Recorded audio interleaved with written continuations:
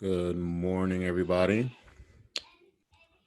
We will get started here in a few minutes.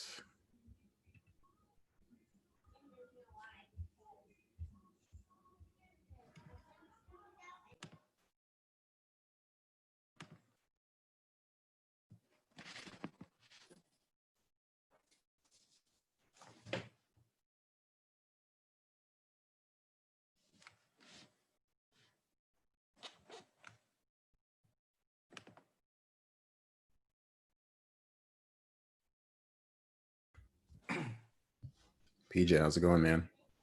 Hey, you hear me well? Yes, yeah, I hear you really well. Okay, great. Thank you for doing this. Thank you for the invite. I'm very happy. Yeah.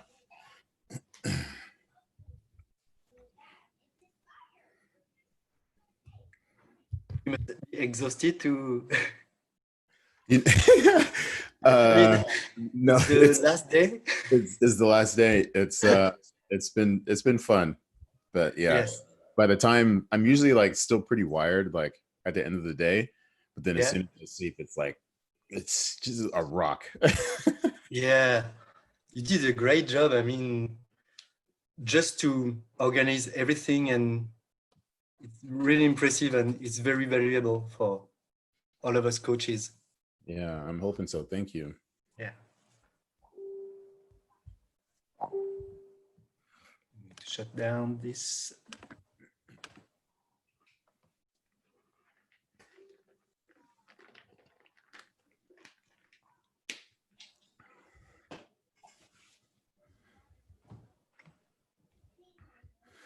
All right, so we are recording. Great. It's 9 o'clock. Everyone, good morning. Welcome to day 3, the final day of Virtual Throws Consortium. Maybe it's the first annual. That'd be cool. And I want to welcome our first speaker today. It's PJ. How do you say your last name? Vazel? Vazel. Yes. Vazel. Cool. And you're kind of someone that I've been following via, social media, which has been awesome in the last, maybe 10 years. And so I'm super fascinated to hear what you have to say. We haven't ever talked about like training and stuff, but only like secondhand. Like we know a lot of the same Yeah. people, right? So like I'm really looking forward to this. So thank you for being here. Thank you for the invite. I'm very glad to be here, and I hope we can follow this discussion for months. For sure. All right, take over. So I just need to share my screen, and I don't know how to do. I think that's this.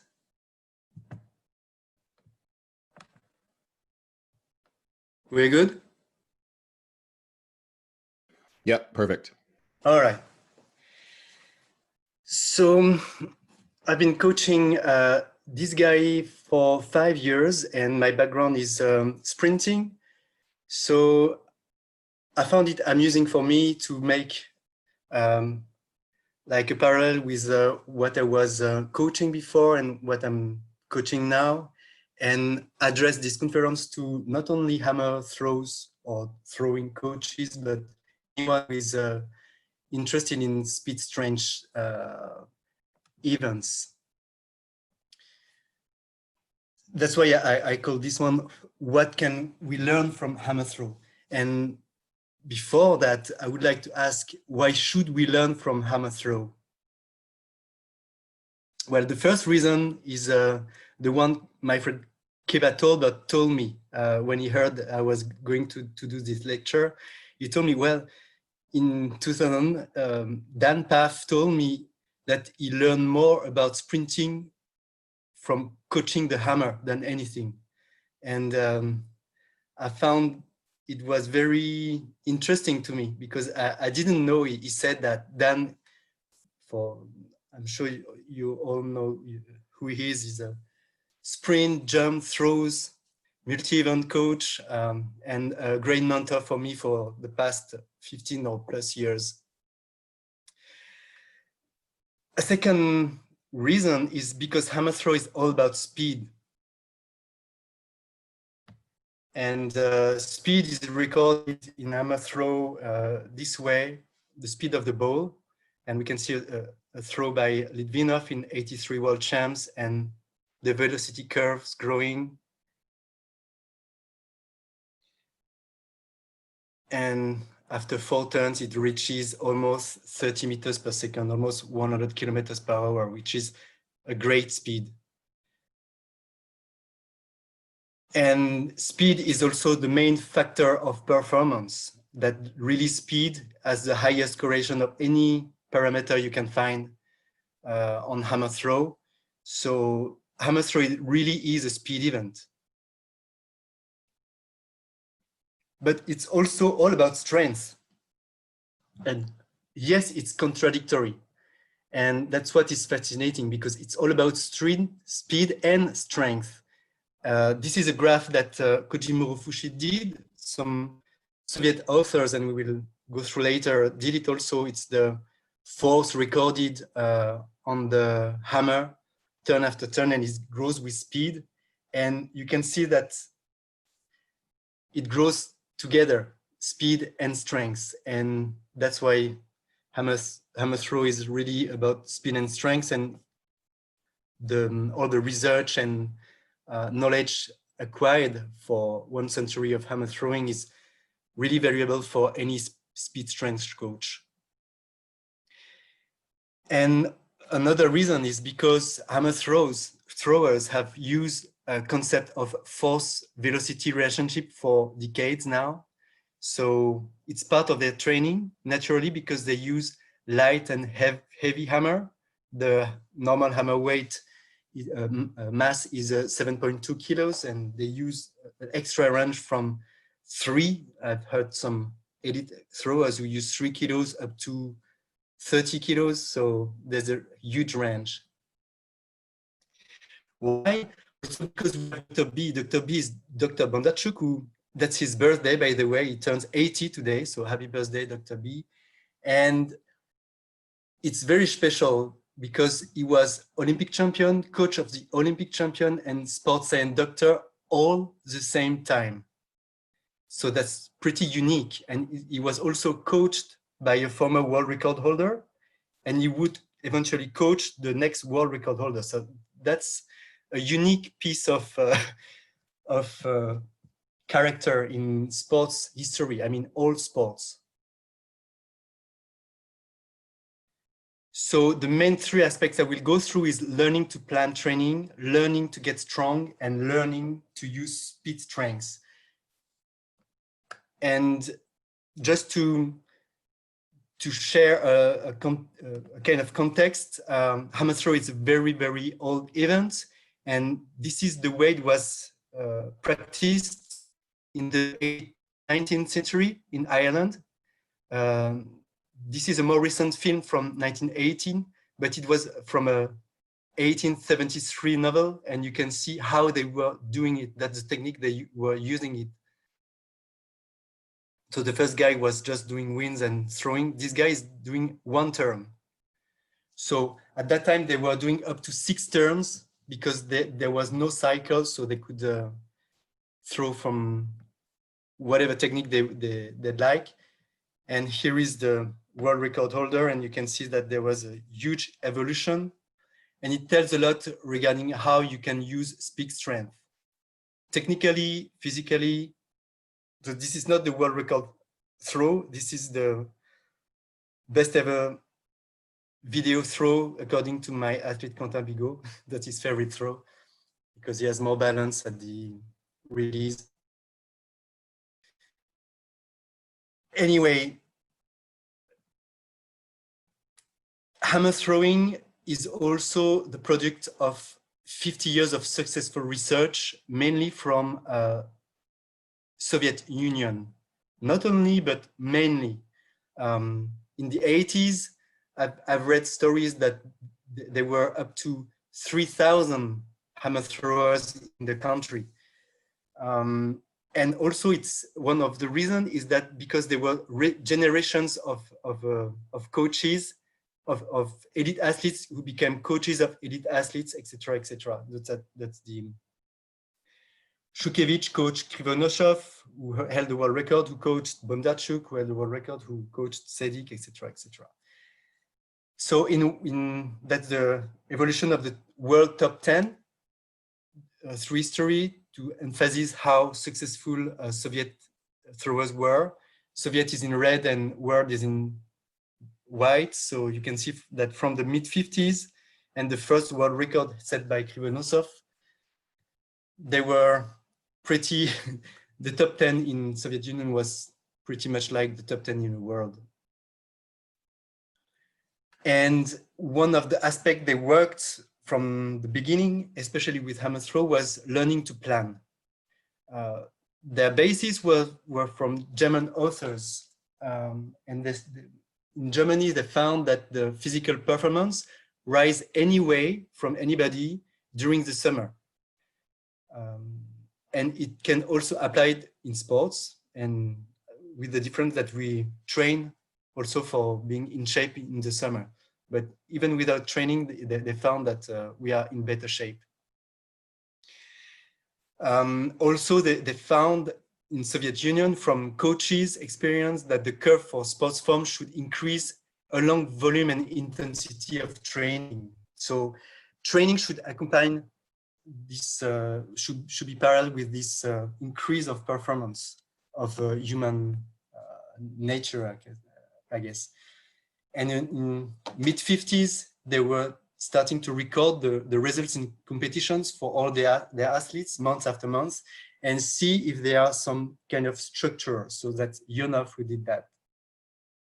So we'll go through the history of the concepts because I think it's, and for me, it's very important to understand the context of the concepts and the history of the evolution of the thoughts and the knowledge. And Matveyev came up with some models from those graphs, and those models are still pertinent today. I know that Matveyev receives a lot of critiques, but I'm not sure it comes from really what he wrote, rather what people interpret of this of his work. So in '56, he came with a simple and double periodization concepts, with first a preparation and then a competition, and then a transition or a recovery phase during the year, and even coined the concept of general preparation, special preparation, and competition preparation. And we still use that today. There's nothing, it's really relevant today, except maybe we can use triple or even more periodization, as I use, for example, I use 8 or 9 periodization, but really that's the structure that we still use today. What Bondarchuk did is using this, but making it much more complex. Derek, who has spoken already or will speak later this weekend, as a website, we go through this Bondarchuk method. But Bondarchuk really used Matveyev and make it more complex in proposing 18 variants, but I'm sure there are much more, depending on how much you want to split and be accurate and close to your athlete. So all those are preparation, competition, etc., and recovery. So, for example, that's what he used with Sedik. That's what he published in the 80s. Yuri Sedik, the world record holder when he was young, period of preparation, period of competition, transition. That's really Matveyev's template. Now, what Bondarchuk did was splitting those periods into smaller pieces and rollover exercises to get more complex training. And you can see that Olympic cycle after Olympic cycles, you get more and more complex, with the performance rising during maintaining sport form, which was called competition period by Matveyev. He didn't change the word, but for Bondarchuk, it made more sense to use maintaining sports form, because you could see that the sport form can be maintained for some athletes for several months.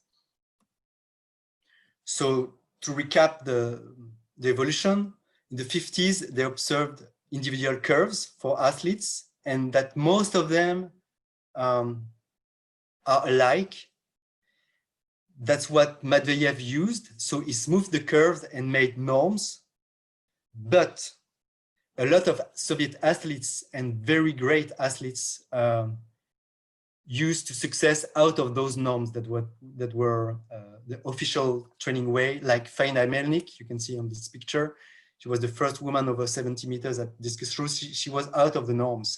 Bondarchuk himself was a late blossomer, so he was outside of the norms regarding the aging process.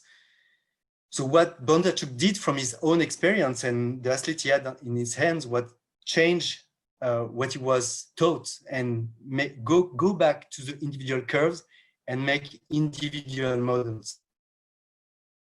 This is the training plan for 69. He threw 75 meters that year. You can see that there's no more really preparation. Everything is more spread during the year. There are not much variation in the weight volume or throwing, especially throwing work. And what he introduced, for example, very important, is a temporary stabilization model. So in the dot lines are the improvement of his training results. The solid line is his competition result. You can see that he used some plateaus to let the perf go, because if you want to throw far at every training, use high intensity all the way, you're going to crash down at some point. So in order to prevent that, use some plateau, some stabilization. And this is very important for speech strength coach, because I know that nowadays, for the last 10 years or so, there's the motto that only plus 95% or even 100% is specific. But that's not the most efficient way to work or to train, because you're going to crash down and you can't.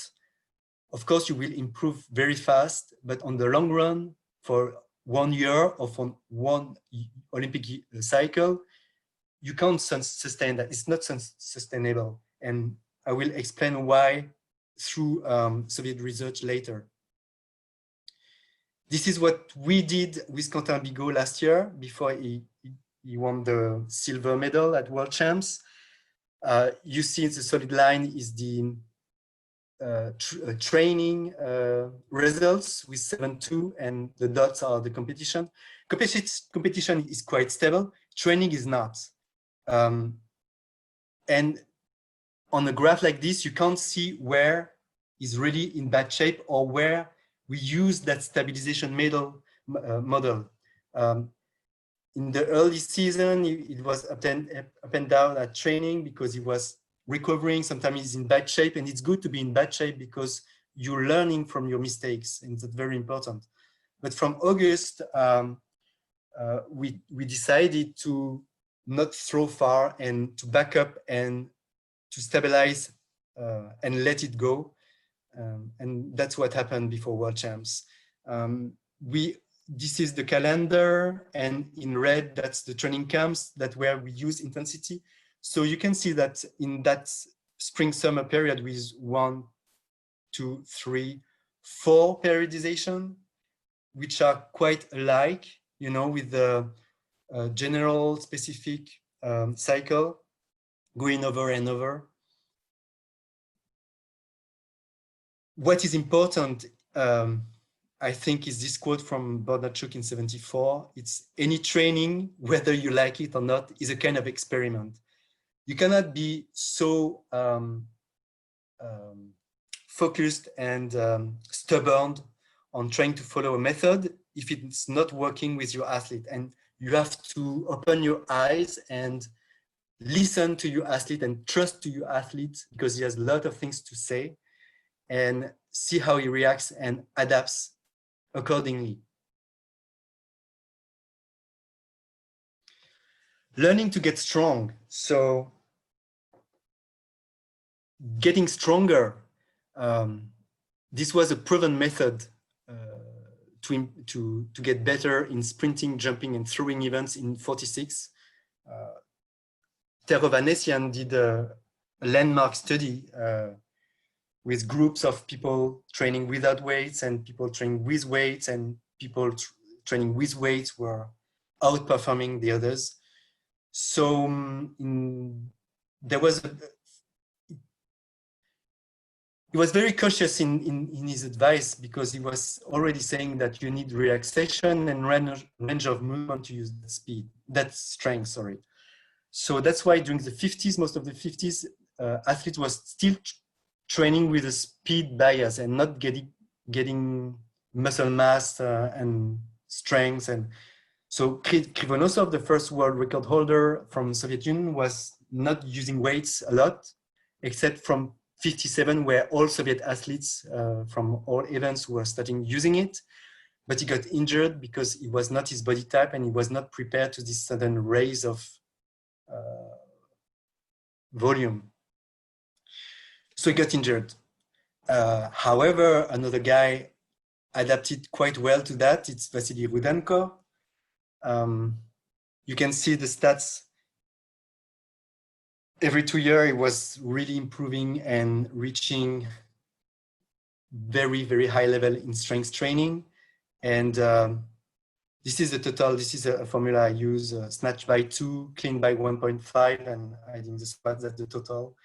So you can see that it's getting really strong, but not really better in hammer throw, however. But he was still the best in the world. He was Olympic champion.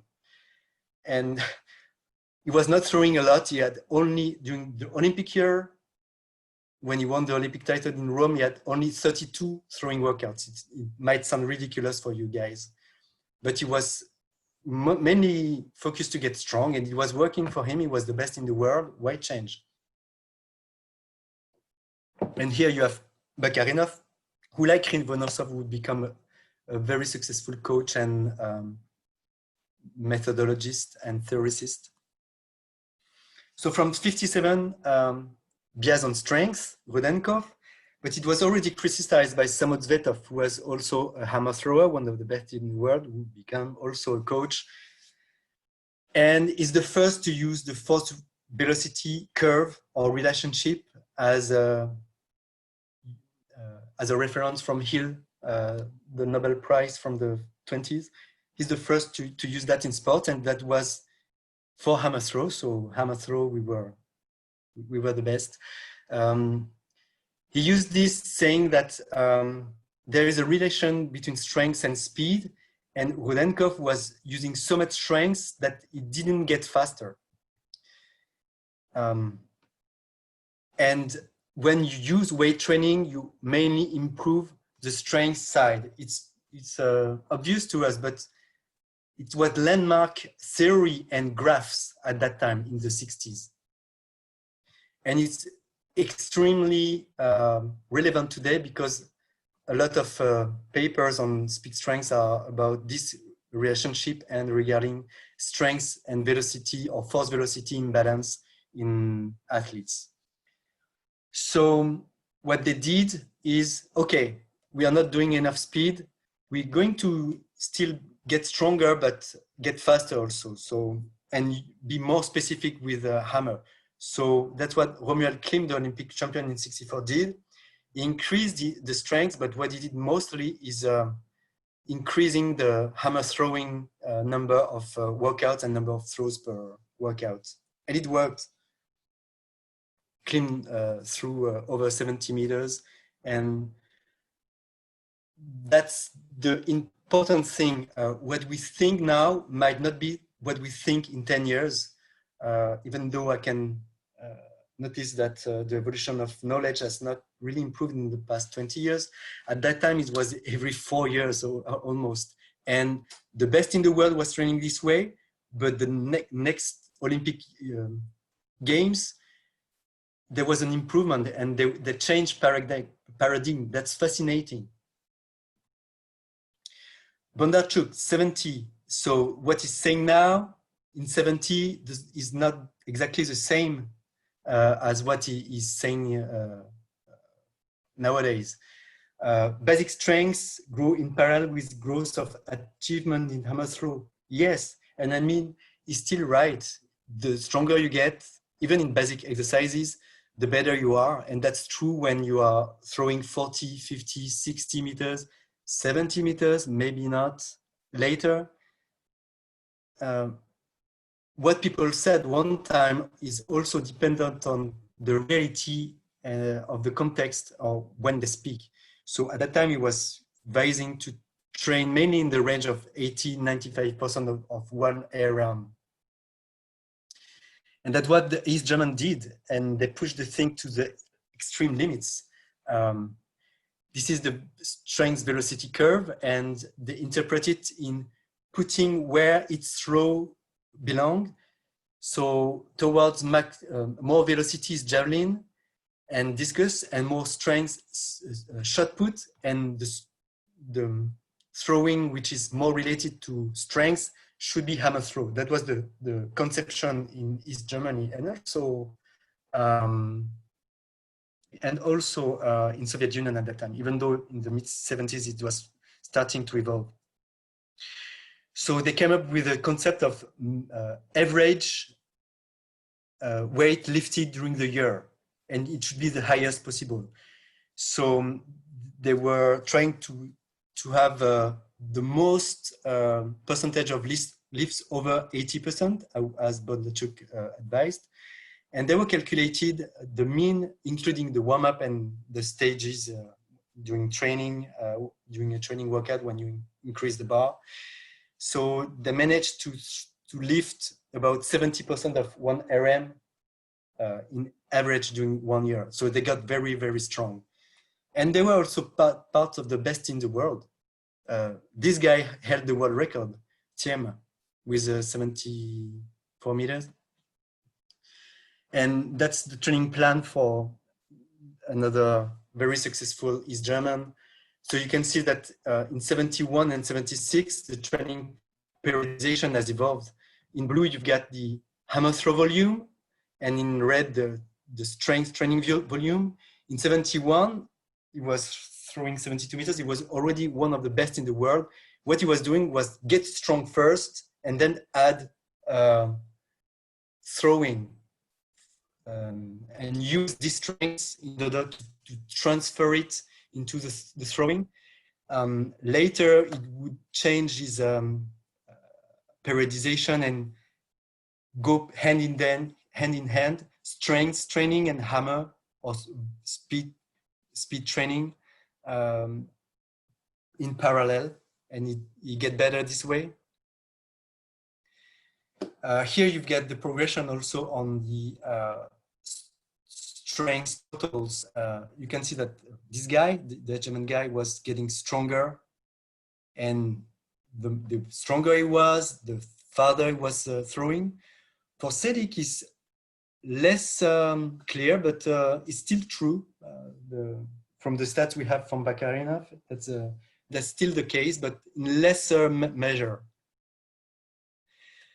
Now, when we compare the strength level from the guy from the 60s and from the 80s, we can see that the calculus they are exactly as strong. Yet they were throwing 30 meters more. So that means that when you compare a group of people, inter-individual athletes, the strongest is not the one who is going to throw the farthest. However, if you go into individuals, you might find people who respond well with increasing the physical abilities, especially in strength, and some other in the lesser measure. And that's your duty, coaches, to find out where your athlete is. But saying that strength is useless and there's no relation with between strength and throwing is a misinterpretation of this graph. This is true when you compare inter-individual. This might not be true when you compare intra-individual. Intra-individual study, case study by Bulgarian Ivan Tanev. All his tests during all his career were really related with his hammer throw performance. So that's a great publication. Tanev, 82 meters guy. They found that his performance in hammer throw was really correlated with, mostly correlated with overhead backward shot throw, standing long jump, 5 jump, a little less with other things, especially in the weights, even if snatch was very high. However, it's important to have in mind that correlation is not causality. It might be not. In which way? Maybe we will see later. Maybe it's because he became a better hammer thrower that he became also better in other test exercises. So an evolution in Bondarchuk philosophy was in training with Selik. If he found out that optimal ratio in intensity in all means is the right formula. So we are no longer trying to increase things and go to the maxes. You have to find the optimal ratio of intensity in all means. That means in volume, in intensity also, in throwing, in strength, in everything you do, you have to find the optimum, not the maximum. Here's the East German who was focused on strength and comparing with the Selik, that's 78 film. Just to see a very strong guy and a fast guy with a proper technique, and one who managed to learn how to use his speed strength.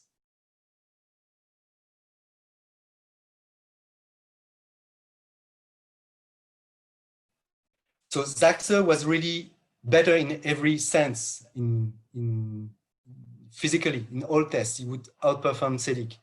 But when you take a hammer in hand, Selik managed to take the advantage of his maybe lesser qualities, even if it was very strong. Selik, I mean, I'm not saying it was he was not strong or powerful or fast, but he was using it the best way and using the hammer technique the most efficient way compared to the guys of his area.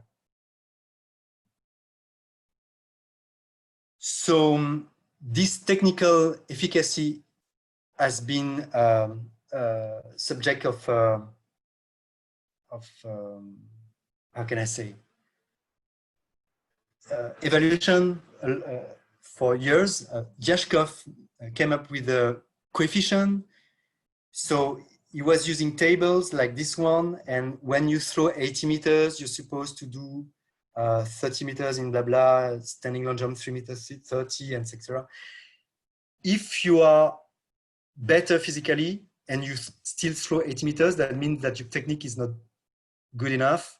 If you are weaker than this, that means that you have an outstanding technique. Bakarinov used an equation. This is adapted for Zaktorsky. All this range of exercises from strength to speed. He made an equation and to make a prevision. If you're over the prevision, like Selik, that means that you have an outstanding technique. If not, that means that you have a shortcoming in the technique. It's a simplification, but I think the concept is very interesting for us. Quentin Bigot would be, with the test, is not really good. It would be 68 meters with the 78 PB. The thing is that it's extremely complex. The relationship between hammer technique and hammer performance has been proven by Krivonosov. However, he found also that hammer performance is related with speed and strength. But that's challenging and very difficult to get and to understand, and this very difficult study. Hammer technique is not related with peak strength. He found that the stronger the athlete, the lesser the technique criteria were met. And he found that athletes with lower speed and strength qualities tend to compensate with better technique. That's really important to find that there are tensions. So I like this quote by Bartonet because no technique without capacity and no capacities with technique. It's hand in hand. It's not two separate things. And they can be related or not. I mean, the relation can be positive or negative, and it's dynamic. It's never linear.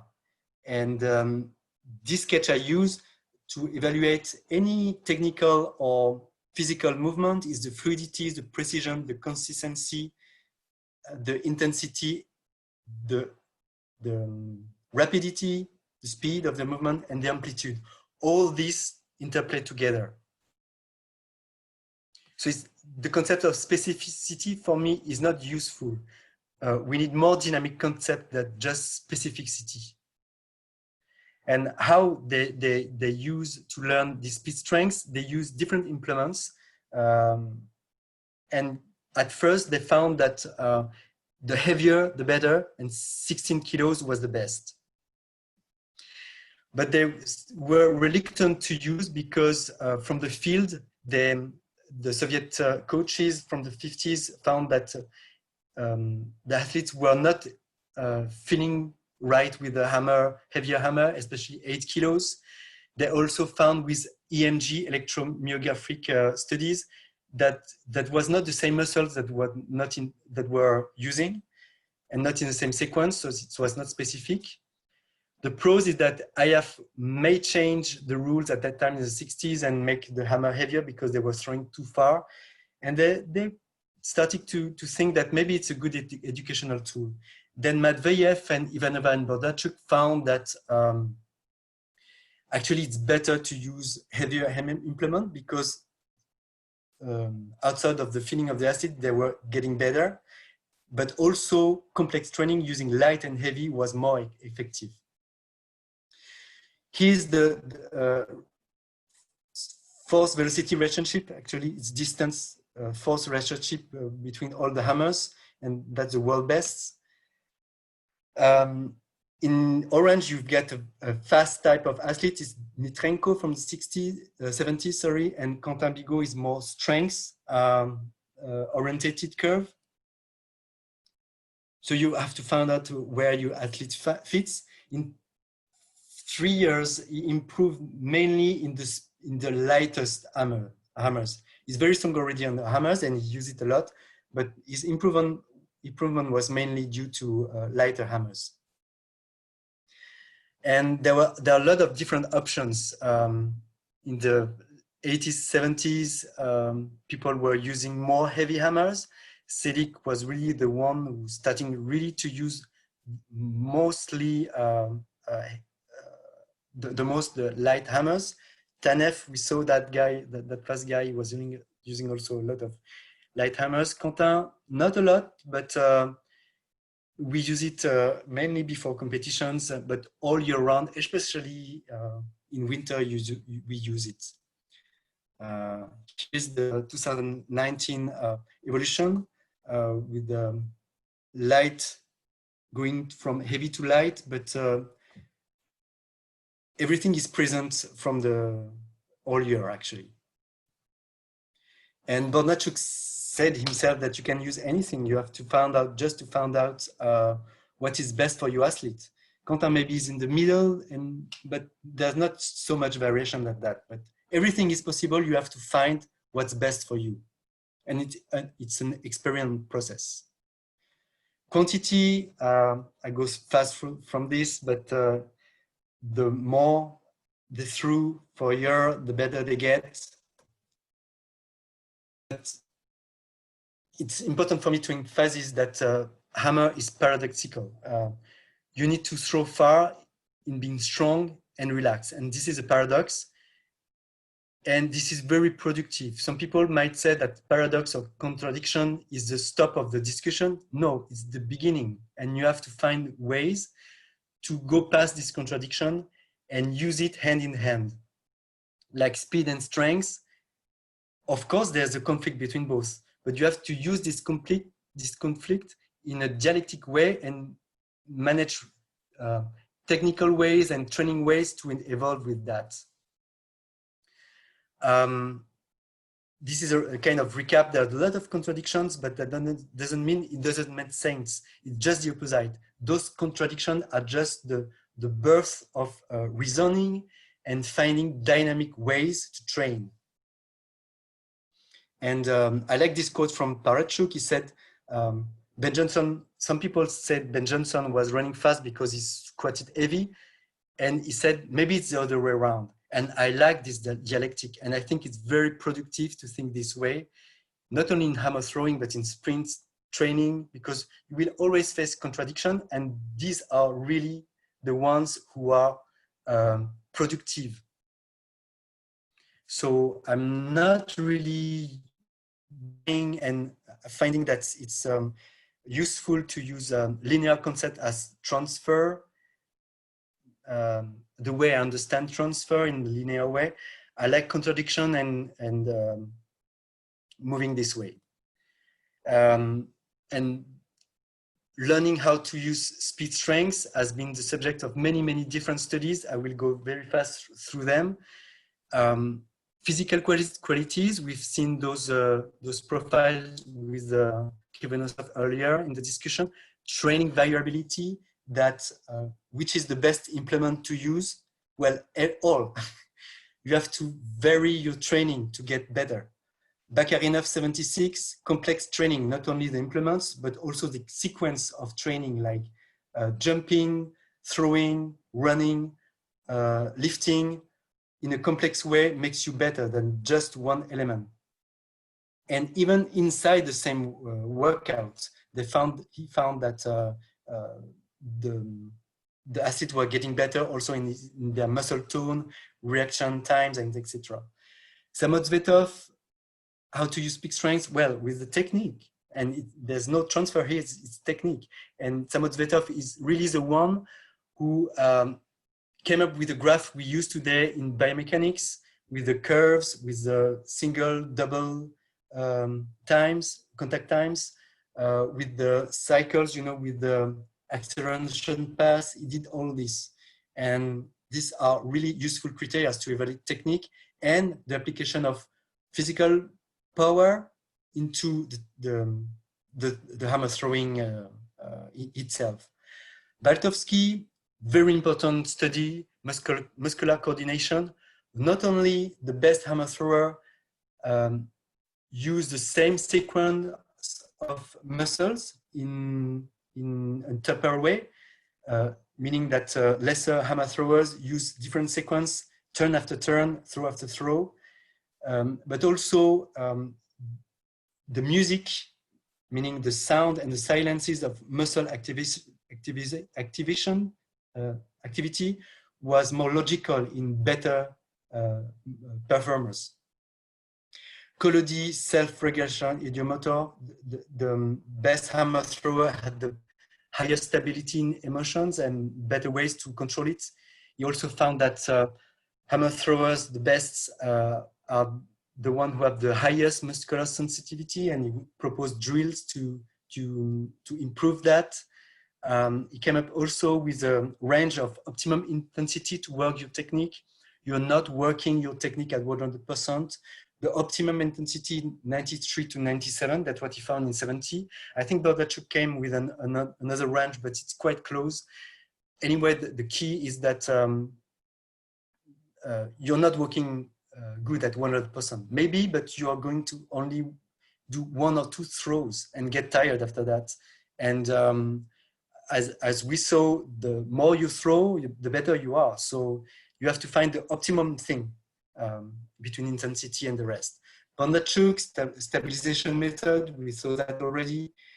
Witkowski, tapering before competition. You can gain meters in the last days, just saving and doing the right ways at training.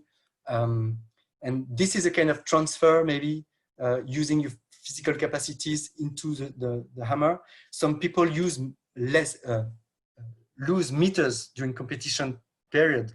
That's not because they are weaker physically.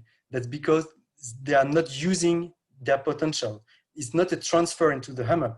It's technical, emotional, coordination, all those things, all this list. To finish, I would like to use those quotes by Sedik regarding the technique and maybe a lifestyle and a philosophical approach of hammer throw, aesthetical approach. Hammer throw is beautiful event, and I think it's important to include aesthetics into our philosophy, coaching philosophy. And to end this talk, why look what has already been found, and that Bondaciuk said that in 74. As I wanted to show that even Bondaciuk has evolved in his methods. He was the best in the world in the 70s, but to get even better, he had to change his mind. And I think that the key message, and here we are with Maximilian Becker and fellow Zagel Litvinov last year, talking about all those things and trying to get better, and around some drinks, and that's how my approach of hammer throw. That's the approach also of Quentin Bigot, and I'm very proud and glad that I'm able to work with him and trying to find the best way to get better. That's it. If you have any question, or maybe I run out of time. PJ, thank you. That was fantastic. If anyone has, maybe let's try to do one question before Zach comes up. In the graph of temporary stabilization method, there was a 3 colors in the element of hammer throw. Yes. What do the 3 colors mean? Is it different ways? Let me check. Can you see my screen? Yes. Yes. Okay. So that's the one? Is that the one you're talking about?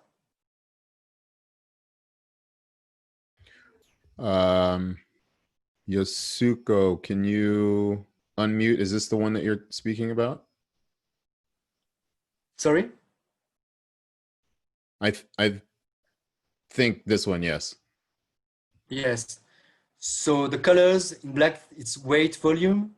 Special throws, it's heavy hammer, 16 kilo hammer in green. And in blue, you have the hammer throw.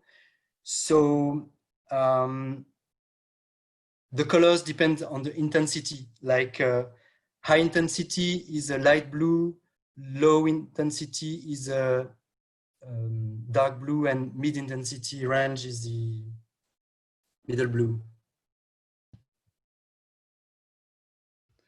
All right, we'll stop there. I'll put out to, if anyone else has some questions, PJ, I don't know if you mind, but maybe we can either drop some in the chat box or shoot them to me, and I'll make sure he gets them to get your questions asked.